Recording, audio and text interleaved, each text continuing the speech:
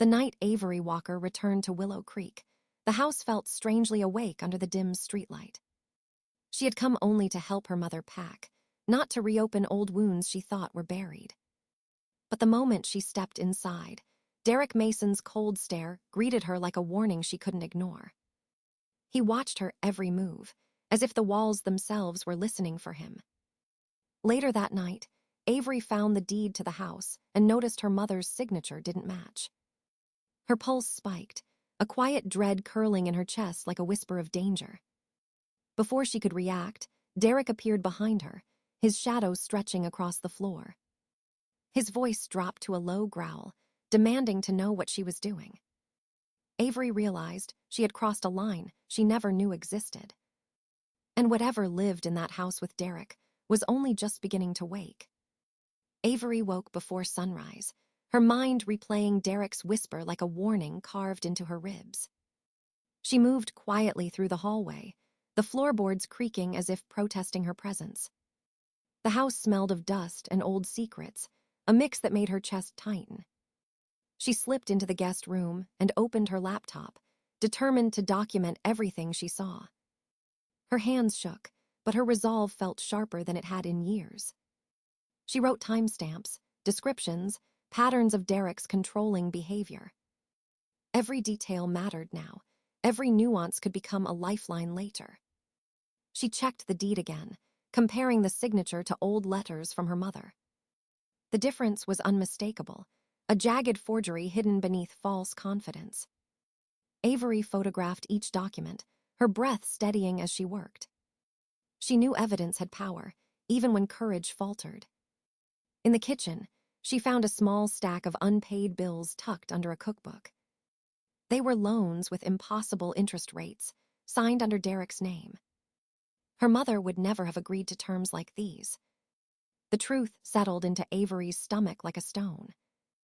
Derek wasn't just controlling her mother. He was draining her. The refrigerator hummed in the silence, masking the sound of Avery placing a recorder under the dining table. She positioned another device behind a vent in the hallway, careful to angle the microphone outward. All those years of working with survivors had taught her how to collect evidence quietly. She hated that she needed those skills here, in her own home. Mid-morning light filtered through the blinds as she found Derek's toolbox in the garage. Inside, she discovered a locked metal folder wrapped with electrical tape. She photographed it and returned everything to its place before he noticed. A car door slammed outside, sending a chill through her. Her mother was still at the hospital, so the only person it could be was Derek. Avery pressed record on her phone, slipped it into her pocket, and stepped into the hall. Derek entered with a forced smile, his keys jangling like a threat disguised as routine. He asked why she was up so early, his tone smooth but probing.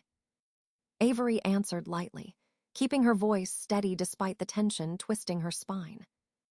He moved closer, scanning her face with practiced suspicion. For a moment, she feared he had already found one of the recorders. But then he walked past her, muttering about an errand he needed to run. When he left the room, Avery exhaled a breath she didn't realize she was holding. She returned to her laptop and replayed the morning's recording. In the background of Derek's voice, she caught a phrase almost too quiet to notice. He mumbled about shutting her up before she ruins everything. The words sliced through Avery like ice. This wasn't just intimidation anymore. This was intent. She saved the files, backed them up, and emailed them to a secure account. The evidence was growing, and so was the danger. But Avery knew there was no turning back now. The truth was bigger than fear, and she was finally ready to face it. Avery returned to the hospital that afternoon, hoping her mother was finally awake. The hallway lights reflected off the polished floors, cold and sterile under her feet. A nurse stopped her and explained her mother had suffered a concussion and multiple bruises. Avery swallowed her fury, forcing herself to breathe through the ache in her chest.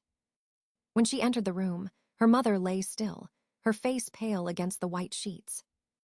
Avery sat beside her, brushing a strand of hair from her forehead with trembling fingers. Her mother whispered that she had slipped on the stairs, but the lie wavered in her eyes. Avery didn't push her, knowing fear could lock a person tighter than any chain. She promised she would keep her safe, even if she didn't yet believe it herself. As she left the hospital room, her phone buzzed with an unknown number. A shaky voice warned her not to trust the reports about her grandmother's fall. The caller insisted the death was not an accident and claimed to have seen everything. Before Avery could ask more, the line went dead, leaving her heart hammering. She walked outside, her hands cold despite the afternoon sun heating the pavement. The idea that her grandmother had been harmed sat like a shadow behind every memory. At home, Avery dug through the old boxes stored in the hallway closet. She found a folder of newspaper clippings and medical notes related to her grandmother's death. The details felt too neat, too conveniently explained for a woman who hated stairs. Avery set the papers aside when a knock echoed sharply through the front door. Linda Harper stood there, her expression twisted with guilt and exhaustion. She pushed her way inside before Avery could speak, wringing her hands anxiously. Linda admitted she had certified the forged signature on the house deed for Derek. Her voice cracked as she explained that Derek had pressured her with threats involving her son. Avery listened in stunned silence, every confession deepening the hollowness in her chest. Linda said she could no longer live with the guilt and wanted to make things right. She handed Avery a small envelope containing copies of documents Derek had forced her to sign. The papers detailed fabricated appraisals and altered financial disclosures tied to multiple homes. Avery realized this was bigger than a stolen deed or a violent man. It was a pattern, a strategy, a system of exploitation built on quiet victims. Before leaving, Linda warned Avery to be careful because Derek suspected something. The door closed behind her with a finality that made Avery's skin prickle. Minutes later, another knock sounded, sharper and heavier this time. 2 officers stood on the porch, asking to speak about Derek's history with financial disputes. They questioned Avery about the loans, the forged deed, and her mother's injuries. When she played the recording from earlier, their faces darkened with concern. They informed her an investigation was opening into fraud and possible elder abuse. Avery felt a tremor of hope, fragile but real, pushing against her fear. As the officers left, the house shifted with a quiet creak behind her. Avery paused, sensing the weight of secrets pressing through the walls. Derek had built a world of lies here, and she had just pulled the first thread loose. Avery spent the next morning reviewing the documents Linda had given her, her mind racing. Patterns emerged, connections between homes, loans, and the people Derek had manipulated. One name kept appearing: Todd Harper, Linda's son, repeatedly mentioned in financial logs. Avery knew Todd might hold the key to understanding the full scope of Derek's scheme. She called the number Todd had listed, her hands shaking as she pressed the buttons. After several rings, a cautious voice answered, confirming he knew about Derek's operations. Todd admitted he had been part of Derek's network, helping falsify deeds and manipulate elderly homeowners. He said he had grown fearful and wanted out before the authorities discovered everything. Avery arranged to meet him at a neutral location, a small cafe on the outskirts of town. Todd arrived, hood pulled low, eyes scanning the room as if danger lurked in every corner. He placed a worn USB drive on the table, sliding it toward Avery without a word. "This contains 7 years of everything," Todd whispered. Avery lifted the drive carefully, knowing it might be the most critical evidence they could find.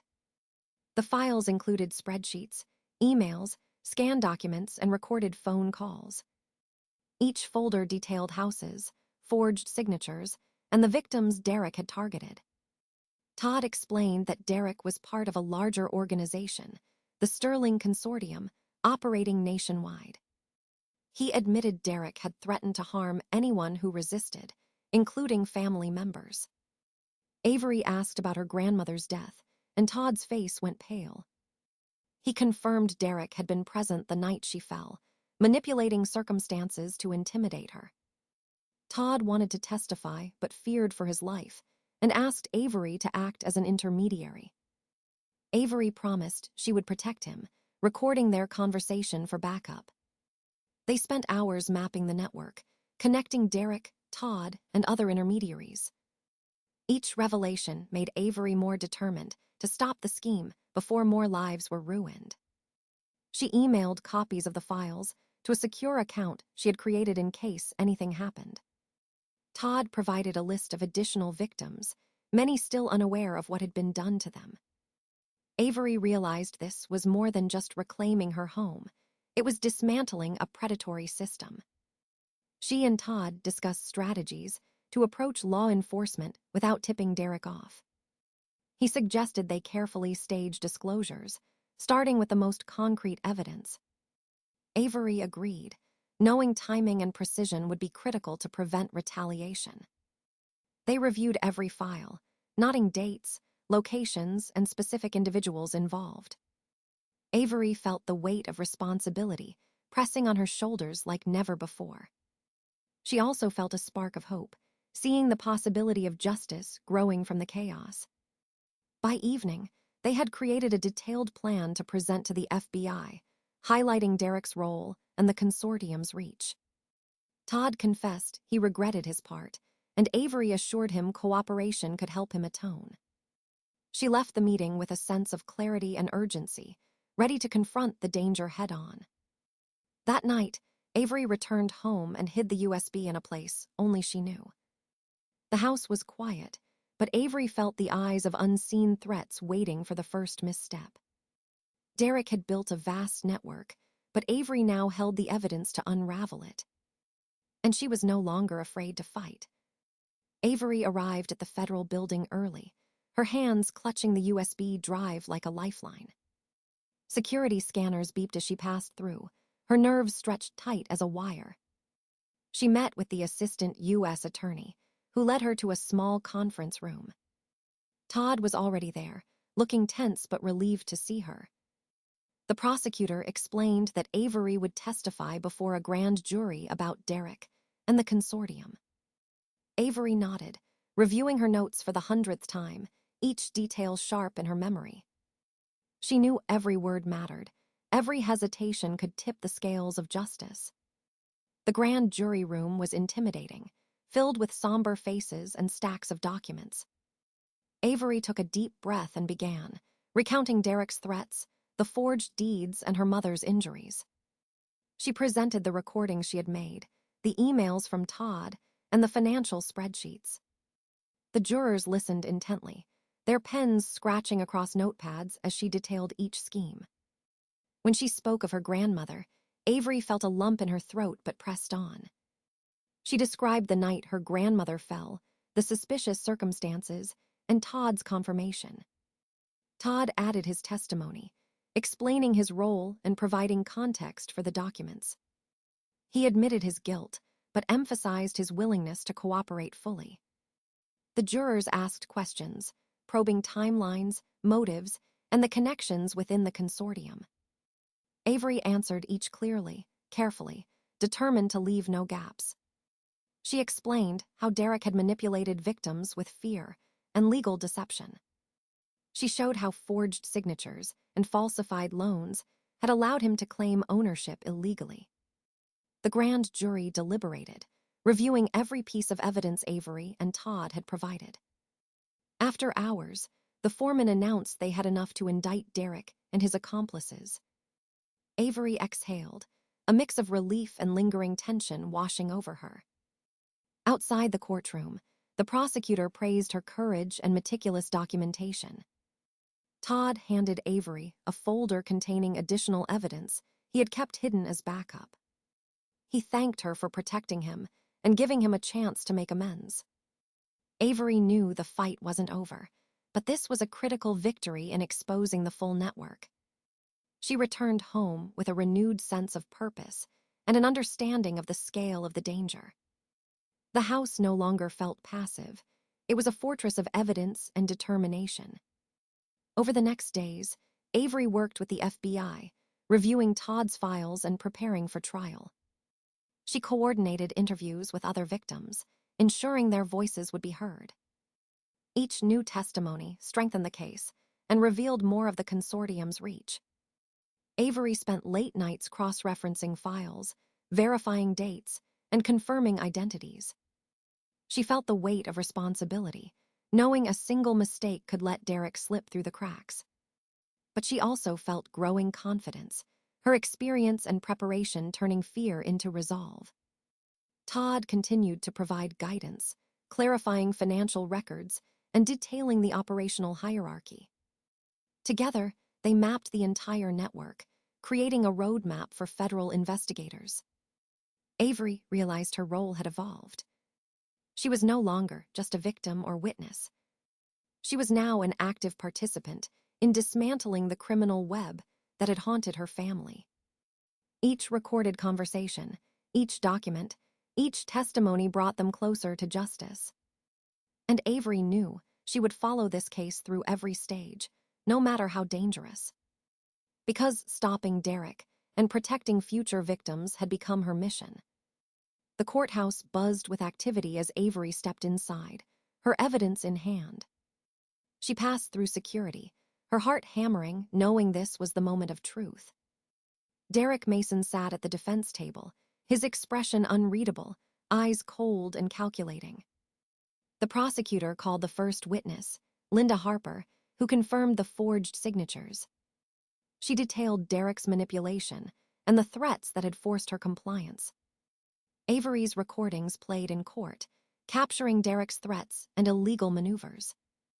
Each word, each pause, hung in the air like proof of his intent. Todd Harper testified next, explaining his role and confirming the network's operations. He admitted guilt, but emphasized his cooperation and willingness to expose Derek. Victims from other states were brought in via video testimony, sharing their losses. Homes stolen, savings drained, and elderly lives disrupted, all laid bare before the jury. Avery presented spreadsheets, emails, and bank records tying Derek to multiple fraud cases. The defense tried to discredit her, claiming she misunderstood the documents. Avery remained calm, walking the jury through every detail, point by point. The prosecutor highlighted Derek's long pattern of deception and threats. He connected each scheme to the Sterling consortium, proving it was not an isolated act. Avery explained her grandmother's suspicious death, linking Derek directly to the incident. Todd corroborated, confirming the timeline and Derek's involvement. The courtroom was tense, each revelation intensifying the pressure on Derek. The jury reviewed the evidence, scrutinizing the forged deeds and financial manipulations. Avery's mother testified briefly, recounting the abuse and intimidation she had endured. Her voice trembled, but she spoke with clarity and courage. The prosecution displayed photographs of falsified documents and copies of emails. Every piece reinforced the story Avery had meticulously documented over months. Finally, Avery delivered her testimony, summarizing the scheme and its impact. She described Derek's threats, the forged signatures, and the stolen properties. She emphasized the human cost, showing the jury the lives he had destroyed. After closing arguments, the courtroom waited in heavy silence for the jury's decision. Hours later, the foreman announced the verdict. Derek Mason was guilty on all counts. The judge invalidated the forged deeds, returning Avery's family home to her possession. Derek was sentenced to life in prison, with no chance for parole or early release. Assets of the Sterling consortium were seized and sold to compensate the victims. Avery hugged her mother tightly, relief and exhaustion washing over them both. The media outside captured Avery's statement, emphasizing the importance of justice for the elderly. Families affected by Derek's schemes began to reclaim their lives and properties. The house on Willow Creek, once a site of fear, became a symbol of resilience. Avery knew the fight had ended in court, but the work of rebuilding had just begun. She resolved to protect her community and ensure no one else suffered under such schemes. Her evidence had dismantled a criminal empire and restored her family's legacy. And for the first time in years, Avery felt a sense of safety and triumph. The courtroom emptied, leaving Avery and her mother to finally breathe. Justice had been served, and a new chapter of their lives could begin. Avery and Sophie spent the morning cleaning out the old office room in the house. They transformed it into a small workspace for their new project, ready for action. They named it the Eleanor Hayes Center, after Avery's grandmother. The mission was clear: protect elderly residents from fraud, abuse, and exploitation. Volunteers arrived, many of them children of past victims, eager to help. They set up desks, filing cabinets, and computers, creating a professional environment. Avery drafted protocols for legal advice, victim support, and fraud reporting. Sophie coordinated outreach, contacting community centers and social workers. The first clients arrived quietly, unsure what to expect but desperate for guidance. Avery met Grace Patterson, a frail woman recently targeted by a property scam. She listened carefully, taking notes and reassuring Grace that the center could help. Volunteers worked alongside Avery, filing reports, calling authorities, and checking records. They created brochures on recognizing scams and preventing financial exploitation. Avery hosted workshops, teaching residents how to protect deeds, bank accounts, and personal information. She coordinated with lawyers to provide pro bono consultations for families at risk. Sophie organized a support group for survivors, giving them a safe space to share experiences. Word spread quickly, and the center began receiving more calls each week. The team documented every case, building a database to track patterns and prevent repeat offenses. Avery trained volunteers to spot red flags in property deals and suspicious contracts. They partnered with local banks to flag unusual transactions and alert potential victims. Media coverage highlighted the center, helping attract more volunteers and donations. Todd Harper visited occasionally, offering insight into fraud tactics and warning signs. He remained under federal protection, but committed to helping rebuild trust in the community. Grace Patterson's case concluded successfully, with her property secured and perpetrators investigated. Avery celebrated quietly, knowing each victory meant a life saved from abuse. The center established a 24-hour hotline, connecting seniors directly to legal support. Avery organized community events to raise awareness and educate younger generations. Local schools invited her to speak about elder protection and civic responsibility. The center became a hub, a meeting place, and a source of empowerment for residents. Avery kept meticulous records, ensuring no case was overlooked or forgotten. She coordinated with law enforcement to track scams and support ongoing investigations. Every small success reinforced the importance of vigilance and education. Families expressed gratitude, sending letters and gifts as a token of appreciation. Avery felt the weight of responsibility, but also the satisfaction of meaningful impact. She realized the center's work could expand, reaching beyond their town and county. Each new volunteer carried the message of awareness and protection further. Avery reflected on the journey from victim to advocate, understanding the depth of change she had achieved. The Eleanor Hayes Center became a symbol of hope, resilience, and justice in the community. Avery knew there would always be more cases, more people to protect, and more lessons to learn. But she faced each day with courage, determination, and the certainty that she could make a difference. The house on Willow Creek was no longer a place of fear. It was a fortress of justice, education, and protection. And Avery knew that her grandmother's legacy lived on in every life the center touched. 6 months later, Derek Mason remained behind bars. His influence finally ended. The FBI established a statewide task force to combat elder property fraud. Avery continued running the Alina Hayes Center, expanding its outreach to nearby towns. Volunteers, many of them descendants of past victims, joined her mission enthusiastically. Local schools invited her to speak, inspiring youth to protect vulnerable seniors. Families who lost homes and savings began to recover, reclaiming their lives and dignity. The Willow Creek house, once threatened, became a community hub and symbol of justice. Avery chose to stay, abandoning plans to move to Seattle, feeling rooted in her purpose. Grace Patterson and other clients found security, knowing someone watched over them. Avery trained new advocates, ensuring the center's impact would continue long-term. Todd Harper worked under protection, providing insight to prevent future scams. Avery often walked through the house, reflecting on the journey that began with fear. Each room held memories of struggle, courage, and the victories hard won. She knew Derek's sentence was only the beginning of restoring trust in the community. Her grandmother's legacy guided every decision, every action she took. The center thrived, a living tribute to resilience, education, and protection. Avery understood the path ahead would bring challenges, but she was ready.